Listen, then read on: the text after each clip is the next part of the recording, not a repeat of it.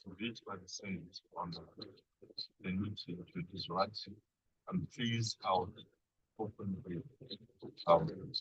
You did what? That's just like I did. And there was something the president of the Senate of our country attempted to, pass out for claims. And that's the effect that battles are part of human that the Good evening. that bill.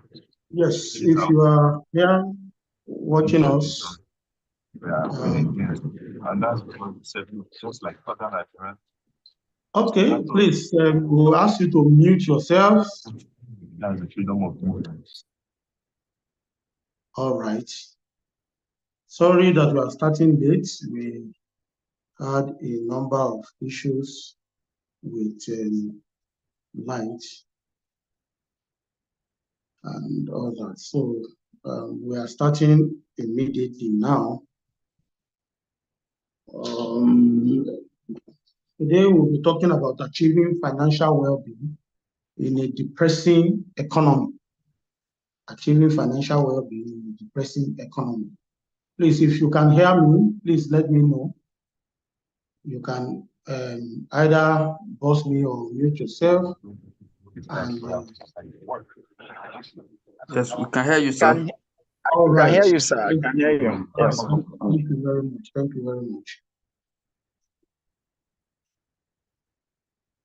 All right. So achieving financial well-being in a depressing economy, we will try as much as possible to be as fast as possible so that we can gain time. We've already wasted a lot of time because of the logistics that we're talking about. So achieving financial well-being in a depressing economy, strategy for thriving amidst economic challenges. All right, so I want to share practical strategies and insights that will help you navigate these challenging times. And today we are going to look at things in 5 broad areas: budgeting, saving, investing, managing debt, and maintaining psychological resilience. Remember that the topic says achieving financial well-being in a depressing economy. Of course, you already know that as a doctor, I usually look at things from the point of view of the health. And in this case now, we're talking about financial health. So that's why we're talking about financial well-being. As a psychiatrist, I'm looking at it in a depressing economy. I didn't say depressed economy. I'm not talking about depressed economy in terms of the economic indices and all that, but I'm saying a depressing economy that can make you depressed because of the issues that are going on. So we are going to take it in that light. All right. So let's look at the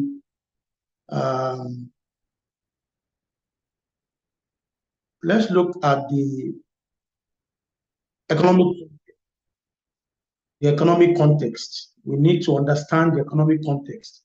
Now we know that there is economic downturn in which we are experiencing significant economic downturn due to slow growth, high inflation, and rising unemployment. Apart from the high inflation that is going on in the whole world, we also know that in Nigeria, removal of the oil subsidy has caused a lot of problems. The exchange rate that is increasing every day has caused a lot of problems. We also know that global events, many things going on, confidence and all that, is affecting the downturn. And then, of course, on a personal level, there is increased job loss, there reduced income for many people. Many people have not recovered from even COVID-19. And then, of course, the loss of a job from many companies leaving Nigeria because of the unfavorable economic climate. And then, of course, there's increased living cost. I told a set of people on Saturday where I was speaking, and which is the absolute truth. There was a time I spent 80,000 on fuel in 1 week, and I was telling myself, if I continue to spend 80,000 on fuel every week, 4 weeks will be 240,000. How much is my salary now? Fuel alone will cost 240,000. And I can bet you this goes for almost everybody. If yours is not fuel, it will be something else. Ordinary, one mango was 400 naira the other day. If the realities are facing us is stark, we cannot continue to deny it. So when we understand these challenges first, we will know how best to handle our situation. And so how best to handle our situation? The first thing is budgeting. We need to budget in order to achieve financial stability. Now, many people in local parlance will say they live anywhere they left face. They don't track their expenses. Most people don't know how much they spend on phone, how much they spend on recharge card, how much they spend on fuel, how much they spend on money, and so on and so forth. The first thing to do is to track your expenses. Track your expenses, track all the things that you spend money on, so that you can understand where your money is going. You can use apps, you can use spreadsheets, but you can as well just do old method of just documenting. I have a small daughter that I just document things. Although for me, I already have like a format of how I spend my money in percentages. Now, but with the things that are happening now, you know that sometimes you have to adjust, and so on and so forth. Then you should also categorize your spending. Divide your spending into essential and then the non-essentials. Essentials will include things like rent, utilities, paying NEPA bills, and all those things. Buying food, those are very essential things. Of course, sending your children to school, pay school fees, essential. Entertainment is non-essential. That is why the issue of DSTV increasing their tariffs, you don't have to subscribe for DSTV. Dining out, in fact, the truth of the matter is that I've told all my staff, if you are still at the level of dining out, well, I'm afraid you are having a lot of problems. You should be able to cook your food, have a lunch bag, because all those little things save you money. And even the quality of food that you're eating will be better. So essentials and non-essentials. These simple things make a world of difference. And you can also set your priorities, focus on essential expenses and look away from the non-essentials. Then you create a realistic budget. I tell people all of the time that the Almighty God has given us the formula for it. Many people see the Bible as a religious book, but I see it as a manual for living. And when people talk about tithes, they talk about 10% of your income. So if we say that that's a religious obligation, and God is asking in 10%, God is asking it in percentage, then that means that we should create our budgets in percentage. Let it align with our income, and then there are very important things that will be there. Your income in terms of all the money that comes in, and then you budget in terms of percentages, what you will save as we go on, what you put in your escrow account, what you put in your emergency funds, what you use to fuel your car, what you use to buy groceries and food and all those kind of things. So you list all the things that are essential to you and you put it in percentage. What that means, therefore, is that when you have certain things that seems to be taking too much of your expenses of your money, then you might have to reduce it. So a well-planned budget helps you manage your money more effectively and prepares you for unexpected expenses.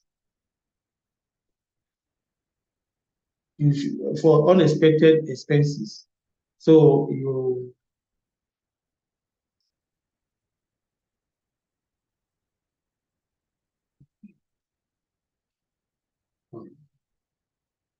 all right. So then the next thing to do is to build and maintain an emergency fund. Now, many people, they are just a catastrophe away from bankruptcy.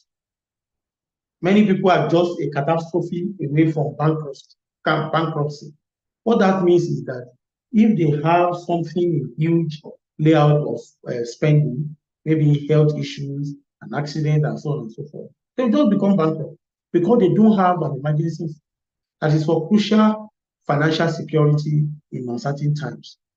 It is important because it provides financial cushion to cover unexpected expenses, such as medical bills and car repairs. See? And how much do you save? You aim to save 3 to 6 months worth of living expenses. 3 to 6 months worth of living expenses that should be there for you, so that if there's anything that happens, you lose your job, you should be able to go up to 3 months to 6 months for you to be able to live without having a problem. And then if you have medical emergencies and so on and so forth, that will also help. And then what you do in maintaining that emergency fund is you should have automated savings. You should automate your savings.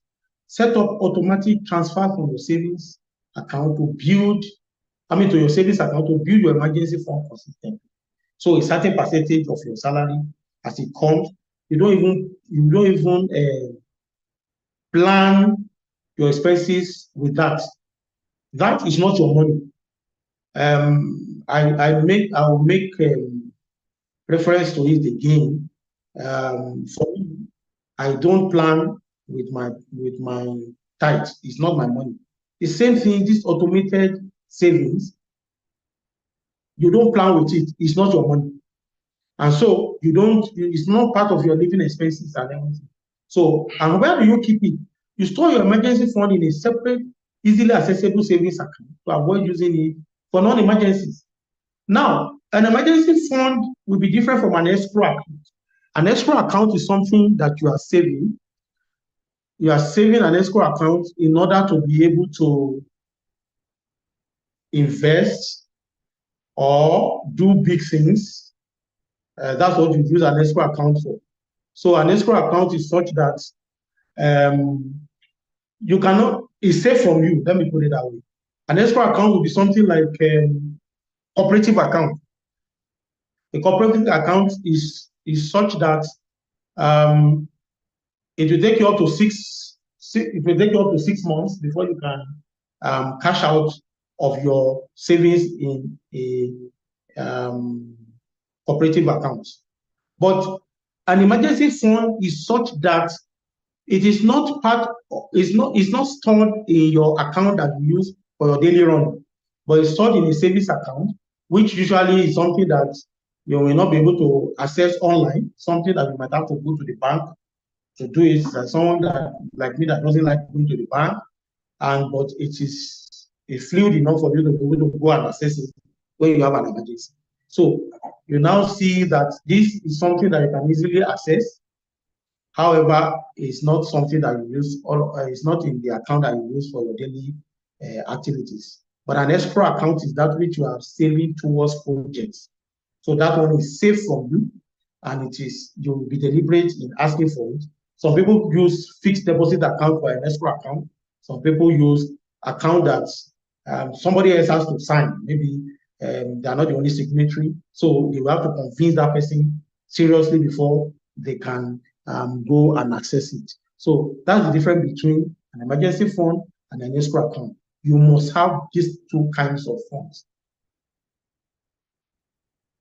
Now, I have told you how to be safe. That's like building a defense.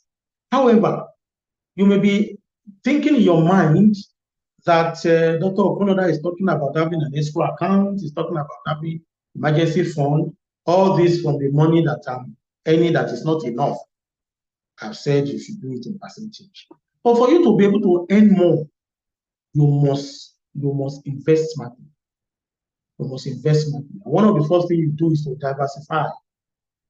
You invest in such a way that it goes across different classes of assets. Even in this economy, a lot of people talk about stocks and bonds, that they are not doing well anymore. But I can tell you that there are people who are still trading in stocks. And then, of course, bonds are more stable. They are usually government instruments, and government is stable. and the return may not be very high, but you are sure of it. You can also invest in real estate and commodities. Commodities are easier to invest in than real estate. Real estate usually may have to take a lot of money and all that, but people do come together, form cooperative, form investment clubs to be able to invest in real estate. And these are some of the things that you should be thinking about. At our organization networks, we are open to have people of like minds who are willing and able to be able to do some of these things. Now, you could also focus on quality. Invest in high quality companies with strong fundamentals, and these are more likely to withstand economic downturns, so that when the economy is going down, you cash out. When the economy is going up, you cash out. That's the idea. We partner with financial experts. I don't claim to have expertise in finance, but of course, the basic principles are there for us to have an understanding. We are thinking in terms of long-term perspective. We are not thinking in terms of short-term alone. Of course, you must think in terms of short-term to be able to make money. What do I mean? Of course, there are people who buy grains, store grains, and then they release it at certain times. That's a principle. People will sentimentally talk about, oh, you are hoarding food and all that. But that's also one of the principles that Joseph used in the Bible. And so these are some of the things. So you also look at what is going on in the food or food that is in vogue, is in in season, and you can sometimes store them. You can sometimes add value to them, and you can sometimes do it in such a way that you are preserved and be able to sell them later and so on and so forth.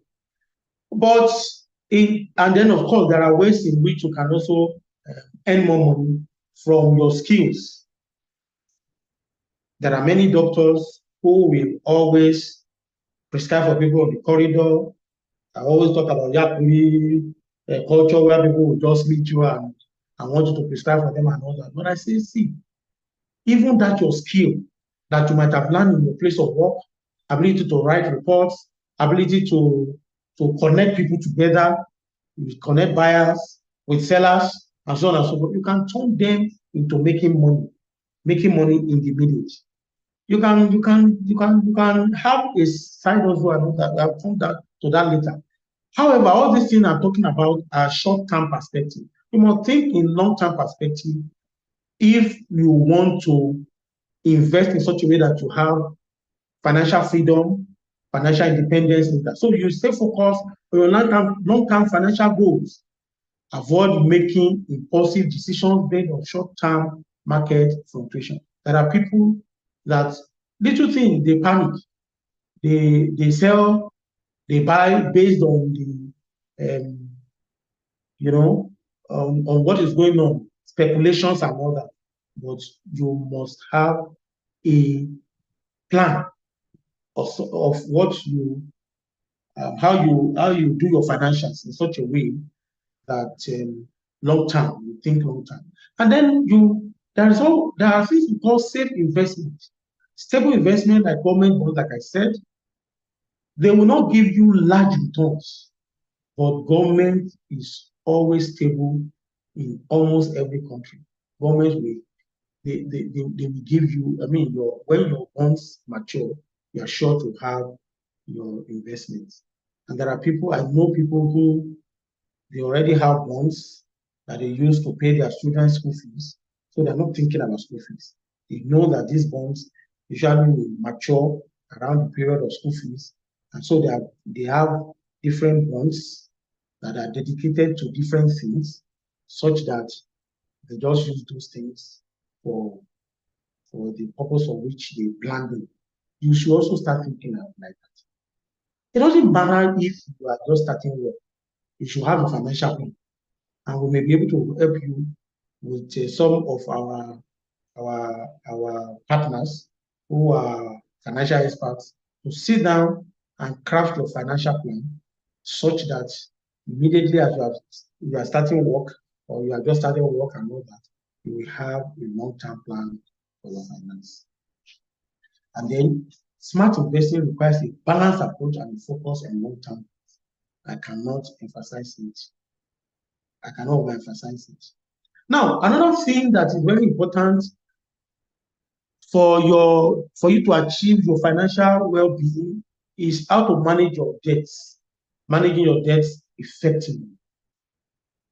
You must prioritize high interest debts.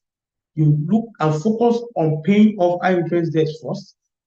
Of course, many people in Nigeria don't have credit cards issues, but for some of us use credit cards anyway.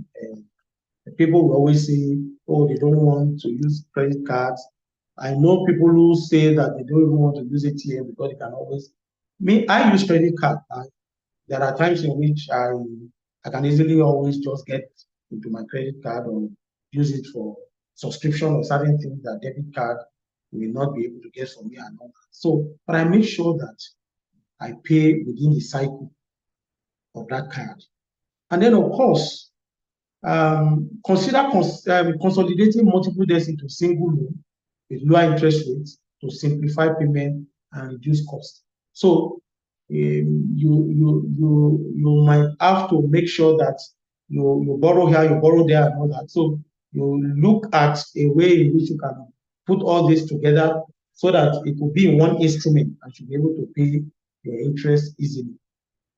Then you can negotiate with creditors. Don't hesitate to negotiate with your creditors for better terms or lower interest rates. And I remember there was time I was doing a course abroad, and because of the fact that the exchange rate at that time increased and all that, so I couldn't pay as fast as I could pay. And then the school now got a company that we negotiated on how I would pay with lower interest and all that. That was how I was able to pay. There are many people who are also willing to do that. And if you are a business, one of the ways in which you can use creditors or is when you get goods and services and then you have a payment plan that can spread maybe 1 month, 2 months, 3 months, and so on and so forth. That's a way also of making sure that you have credits and you can pay later and all that. Then avoid new debts. Many people buy and get into debts unnecessarily. In fact, be cautious of taking new debt. One of the principles I have friends and I have colleagues who say that you don't get into debts at all. They don't borrow money, they don't take loans. But I believe in what is called other people's money. I take loan, but I don't take loan from people. I don't take loan. I take loan from either banks or cooperative. These days I take loan more from cooperative because it seems to be more stable. But I can tell you that before I take any loan, I already know how I'm going to pay that loan. So, but don't take loan for frivolous things. I take loan for investments. So avoid new debts as much as possible. And you must know how to effectively manage your debts. And that's what we have been talking about for the last few minutes. All right. Then the next thing is to now enhance and increase your income streams. You probably have heard of multiple streams of income. Multiple streams of income. For those of us who are in church, you see that they will talk about river Euphrates. There are 4 rivers that supply river Euphrates. And so people have come with the principle that you must have at least 4 streams of income for you to be able to be safe. You cannot depend on only one stream of income. Now, the challenge there is that many people have asked the question, how do I have multiple streams of income without being distracted? How do I have multiple streams of income without being distracted? And one of the things I used to tell people is that your multiple streams of income, they don't have to radically go away from what you are used to do. For example, as a medical doctor, I'm a psychiatrist, I offer addiction services, help people with rehabilitation, help people with mental health illnesses and all that. That is service. But we also have trainings that were created to train people who want to do addiction, counselors and coaches, train people in mental health, train organizations and so on and so forth. That is another stream of income. It's in the same line, however, it's also different. Then we can also package courses that people can just use online, digital courses. They don't have to go there to be the one to train them directly. They can just download and pay for it and download and so on and so forth. We could also have executive coaching, health coaching, and all that. Then we could have media products, and so on and so forth. So you can see that even from one line of business or one line of skills, you can create multiple products or income streams or services. So you don't have to radically go away from what you are used to. If, for example, an accountant, I know one Chioma who is an accountant, he created a school, and you say accounting for the layman or non-accountants or something like that, and so on and so forth. Then, so you can also upskill. You might learn new skills or earn certification that can enhance your employability and open higher paying job opportunity. When people say that they are doing residency training, it's because they don't want to be general practitioners. By the time you move and become a specialist, you see that you earn more, and your consultation will be higher. People can ask you to come and do consultancy for them, and so on and so forth. I've had situations in which one presentation may be more than my salaries in certain occasions. These are the kind of things that you're talking about. So upskill, improve yourself, and so on and so forth. Then there are times in which I tell people, turn your hobby into income stream. There are people who like gardening, they like, I have a friend, he says, doctor, I can sleep in the farm. I love farming. And in fact, if I used to make fun of him and say, you are becoming Obasanjo farm. He's a teacher, but he's gradually building that farming empire. He has a little here, has a little there, and it's becoming bigger and bigger and bigger. So you may have your own skills too in your own industry that you can turn into income stream. Then you can also think of passive income.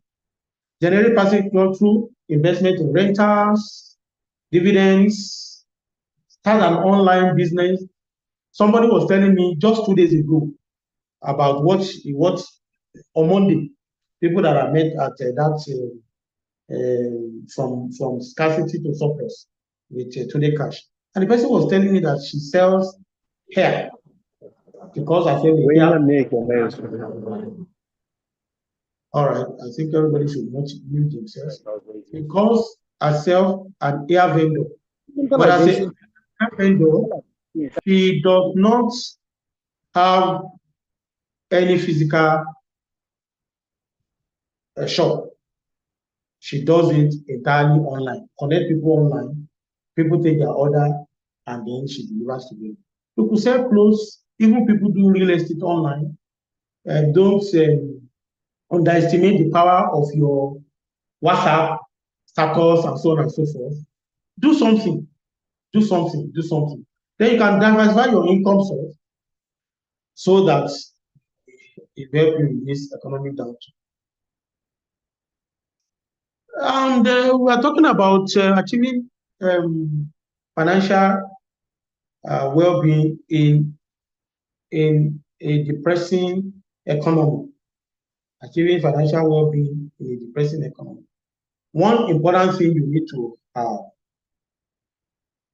is psychological resilience. As a matter of fact, we know that many business owners many people who are entrepreneurs go through a lot of issues mentally, psychologically.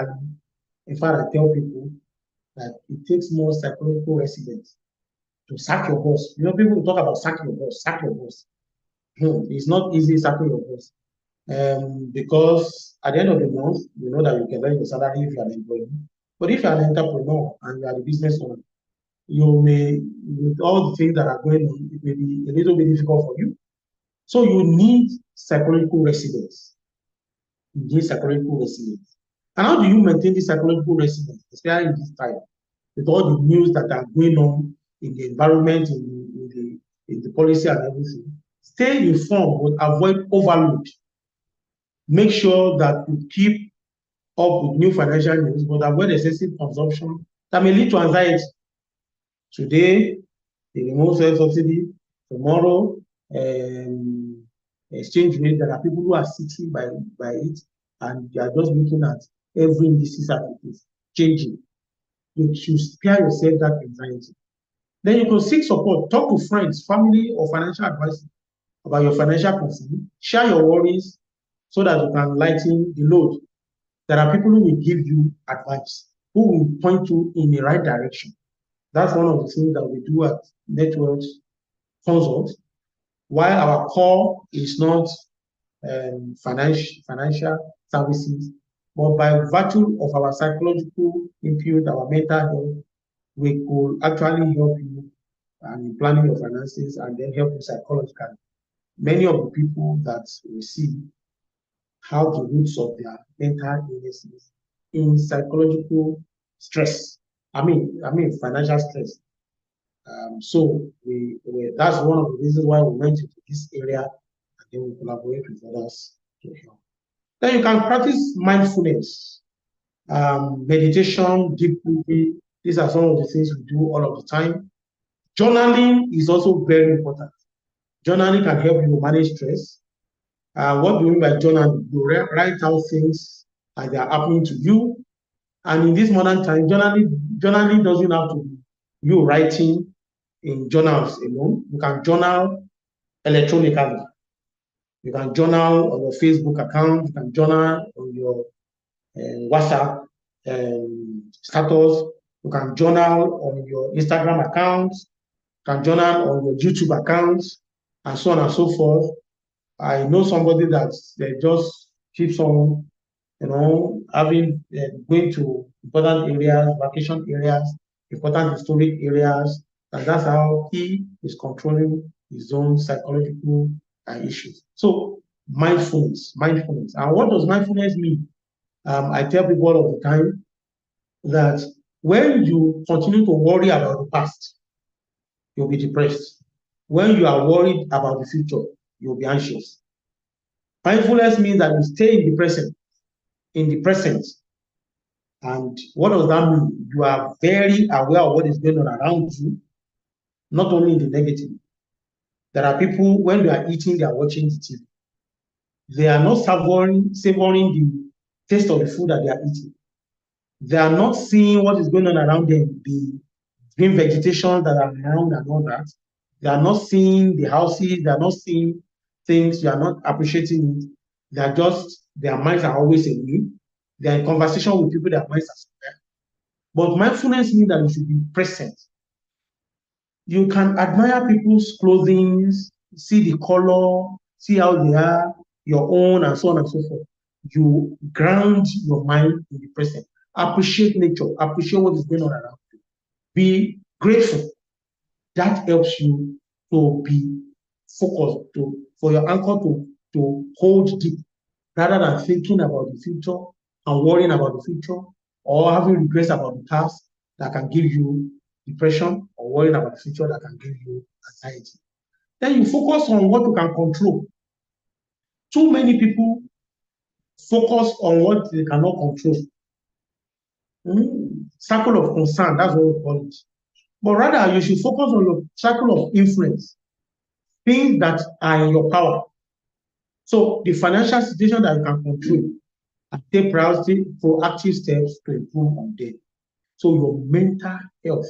The truth of the matter is that I tell people all of the time. Making money is a mental health issue. Saving money is a mental health issue. Multiplying money is a mental health issue. So you must be mentally sound and mentally stable.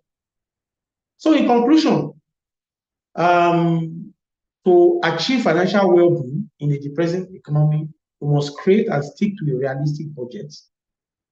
And you must build and maintain an emergency fund. And I also told you about having an escrow account as well. You must invest wisely with long-term perspective. You must learn how to manage your debt effectively and avoid unnecessarily new debt. You must know how to generate new income, either by upskilling yourself or by having multiple streams of income, side hustles as we call them. You must build psychological resilience to cope with the financial stress. And when you do all this, you will see yourself having the financial well-being. You will be like a house that is built upon the rock, that the foundation is upon the rock. When the storms come and when the wind come, they are not able to take you away. All right, so that is the information I have for you. At this point, I will entertain questions if you have any. So if you have any question, you can unmute yourself and ask your question. Or if you are not able to do that, you can put them in the chat area. But you should just go ahead and unmute yourself if you have any question and ask your question. Anybody? All right. I can see Pastor Ilya. Fisayo Jegede. Okay, it's nice having you here. Kamshiwi, all the way from Lagos. All right. Isama, Dr. Isama. Mrs. Ole, you did. It's nice to have you here. Thank you. Thank yes, you. It's been a while, Mrs. Ole, you did. Yes, sir. According to our Bureau of Statistics.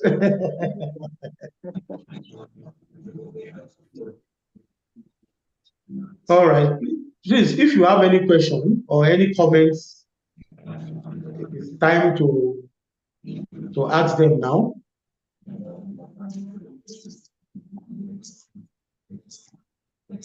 Anybody? Fisayo.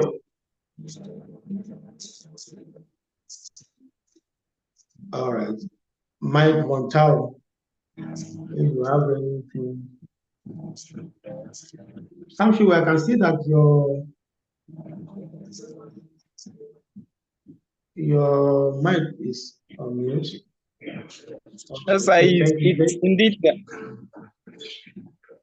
All right, go ahead. It's an interesting section and very educative and timely. So I just want to say keep it up, sir. Thank you very much, sir. All right, thank you very much. Yes. All right, it seems as if we understand things so much that we are not ready to ask questions. Now let me ask my own question. So who can tell me what an escrow account is? What is an escrow account? You may type in the chat box, or you may unmute yourself and tell me what is an escrow account. I mentioned an escrow account in the course of my presentation. Anybody?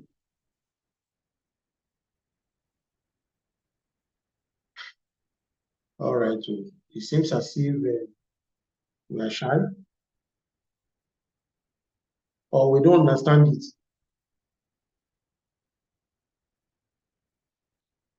Dr. Isama, do you want to help us with your understanding of that? Your understanding of I'm having some network challenge, so I didn't get the question, sir. Okay, I said that. Can you tell us what you understand by an escrow account?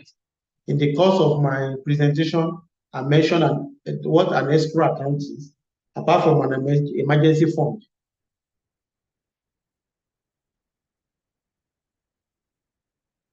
Can you come again, sir? I didn't get the question, sir. I said, what is an escrow account? Escrow account. Okay. So I think it's a type of a savings account, if I got you correctly, sir, that you can use to execute projects. That you can do. Okay, yes, that you can use to save for projects. All right. So what are the features that will now make you it an escrow account? It has to I be. didn't get that, sir. Really. All right. So let me restate them here. Escrow account are such that they are accounts that are safe for you. You have money in your escrow account that you can use for specific things, either projects or for investment and all that. But what distinguishes it from an emergency fund is that an escrow account is not something you can just easily get and withdraw from. So it may take up to 3 to 4, 6 months in some instances before you can access your escrow account. So an escrow account will be something like people put money in cooperative. If you want to get your principal from the cooperative, you have to give them sometimes up to 6 months. Some people will say 3 months. So that would be like an escrow account. Some will put it in fixed deposit such that they know that they cannot get it immediately. But an emergency fund is such that it's a savings account where if something catastrophic happens, either you have an accident or Yes, sir. you can easily go and get it. It is not, it's something that you can access your emergency fund almost immediately. But what makes it an emergency fund so that it's safe from you and you don't spend it on an everyday basis is that it is different from the account that you use to operate on a daily basis. For example, I have an emergency fund like that is in a savings account. I don't even have ATM for that account. I don't have online banking for that account. When I need it, I have to go to the bank to go and queue up there um, in order to withdraw the money. So that is an emergency fund. But my escrow accounts are usually the cooperative or fixed deposit and things like that. Do you understand it now? Yes, sir. Very well, sir. Thank you very much, sir. Thank you very much. All right. If you don't have Thank any you. other question, okay. Yes, sir. Thank Thank you. you very much, Doctor. You're What would welcome. be your advice for somebody like me? I've just retired. I retired in January, Wow. and no, our pension has not been paid at all. So what's your advice for us to keep us moving, not to be financially stranded? Okay. Thank you very much, Ms. Oloyede. And now, Yes. one of the things I will tell you is that in the course of your career, you have a lot of experience doing the job that you have done. We could say that you are an expert in your own right. So some of the services that you have rendered, some of the training that you have received from your company while you are working, many a times we underestimate those things. What you can do is that you can create either consultancy services out of those kind of things and offer them, and so that you can be able to make money. Since you said you are just retired and even you have not gotten the pension, or I don't know, maybe you do gratuity this period.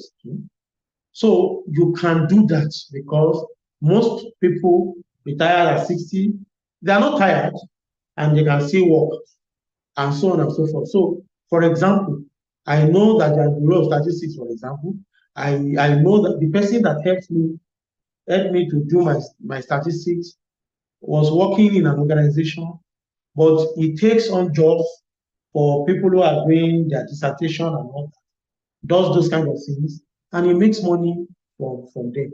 So you can create income streams from what you have been doing all your life, but you need to know the business of the skills that you have. And that is where you can come in and collaborate with some of our partners to be able to help you with those kind of things. Thank I you very hope much. I Yeah. answered your question. Yes, sir. Thank you Oh, very much, sir. Yes, sir. you are welcome. Yes, sir. All right. If we don't have any other question, time is usually always not our friend. We will just move on.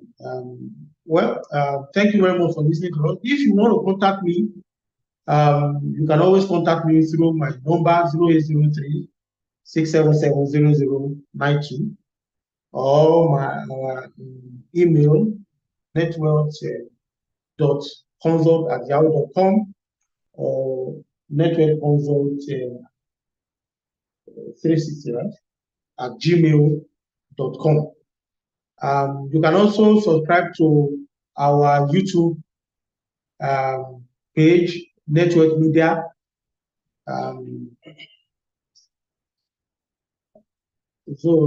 At Network Media 980. As a matter of fact, we are broadcasting this live there. You can subscribe to us. You can send us an email. You can send us a WhatsApp message. You can call, and we'll be willing and able to help. If it's an area that we are not very dexterous at, we have partners that can help. But one of the things that we're focusing on now is that we're talking about you having optimal mental health, optimal health in all the dimensions of your health. So that's why you see that we take things from the area of health. We talk about your mental health, your emotional health, your social health, your financial health, your occupational health, your physical health, even your environmental health, even your spiritual health. So we are poised to help you to optimize your health in all these areas so that you can live life and enjoy life. And one of the areas is you must be financially stable. You must have financial well-being in this present economy. And when it comes to physical health, I trained as a doctor first before I went and trained as a psychiatrist. It can also help you. Can link you up with people and so on and so forth. Social health can help you build your social network.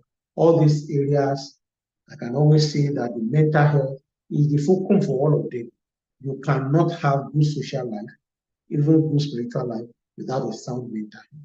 So if you have anybody that also have problem with mental health, you can get across to us. If you think that you need a lot of confidentiality, we have consultation online for people from all over the world, different parts of the world. We also have our rehabilitation services, which we help people who have addiction problem, substance use disorder, even behavioral addictions, and so on and so forth. All right, so we can also help you build a financial plan.